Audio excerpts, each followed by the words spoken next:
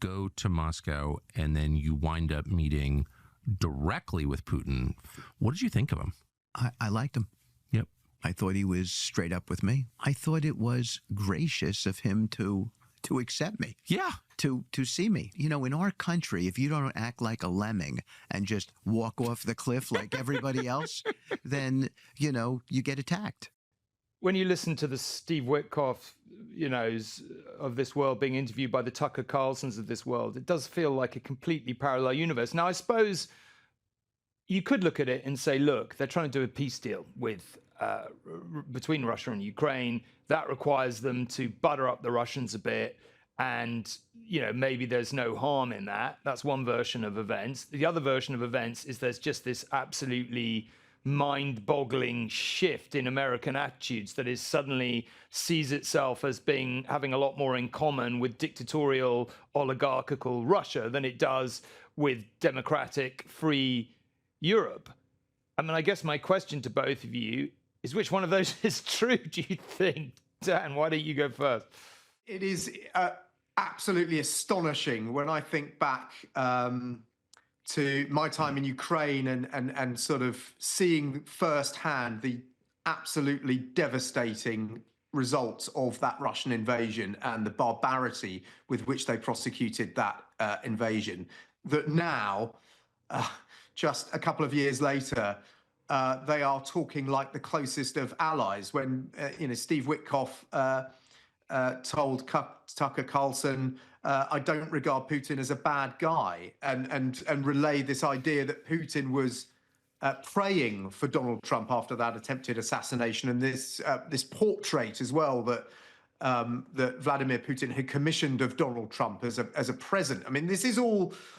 This is more than just a slight sort of strategic realignment and being diplomatic in order to get a peace deal. This feels like a complete and total U-turn on where America sees itself in the world. I just wanted to jump in there for a second, Dan, because if I think about the last 5 or 6 years working here in ITV News, one of the things that would really stick out in my mind, and I will probably remember for the rest of my life, was the piece you did.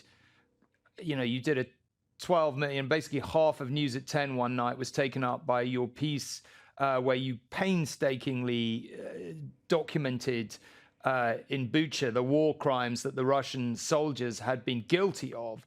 And I do wonder when I listen to this and I watch this, what someone like you, who's actually been on the ground, seeing the bodies, seeing the forensics, talking to the victims' families, I just wonder what your personal response was when you see someone like Steve Witkoff saying Putin's basically a great guy. Yeah, I mean, I had never. I've seen a lot of pretty awful war zones in my career, but that was akin to something out of the Second World War, where you had soldiers going in and summarily executing people, where you had women being raped, Ukrainians being tortured and executed. It was totally depraved, and I think I personally find it quite offensive when you hear these kind of warm, emollient words being used by this administration towards a man who, let's not forget, also has deployed a chemical weapon on the streets of the United Kingdom to take out his adversaries more than once.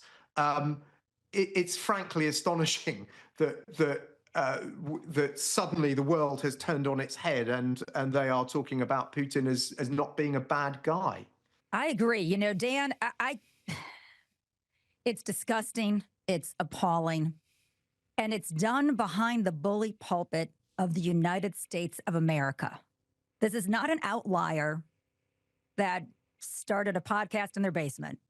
This is Steve Witkoff, who's representing America to try to end this atrocity. And to see the White House stand beside his comments, embrace his comments, echo his comments, truly is a slap in the face to our allies, to humankind, to communities. And what I find really difficult here is that there's just not enough of an uproar from American citizens.